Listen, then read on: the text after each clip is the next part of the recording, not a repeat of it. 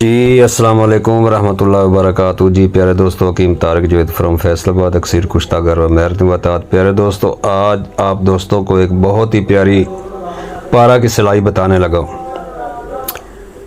ऐसी सिलाई जो नज़र को भी तेज़ करती है और कीमिया में भी बहुत काम आती है। बनाएं और दुआओं में याद रखें।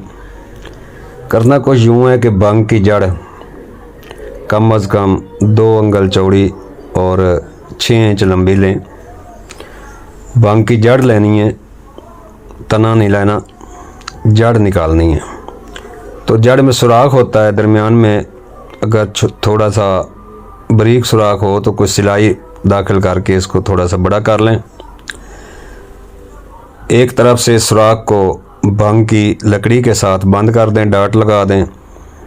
दूसरी तरफ से इसमें 1 ग्राम आपने मीठा सोडा डालना है।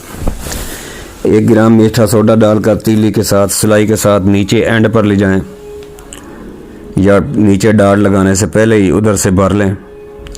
उसके बाद मुसफ़्फ़ी शुदा पारा ई मर्क का पारा लेना है।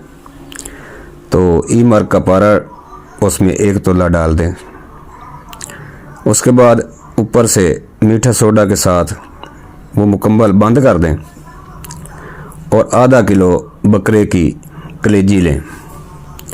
ताज़ा कलेजी लेनी है, बकरे की कलेजी लें, उसको अच्छी तरह कीमा कर लें। उस कीमे के दरमियान इस जड़ को रख कर दोनों तरफ से डाट लगा लिया भंग का। अब इस जड़ को इस कीमे में रख कर अच्छी तरह लपेट कर दरमियान में इसकी कपड़ मिट्टी करें। कपड़ मिट्टी करने के बाद इसको खुशक करें, दूसरी कपड़ मिट्टी फिर करें। टाकी के साथ कपड़ मिट्टी करनी है, तो इसको खुशक कर लें और 4-5 किलो उपलों की आग दे दें। निकालेंगे तो इंशाल्लाह दरमियान में से सिलाई मिलेगी।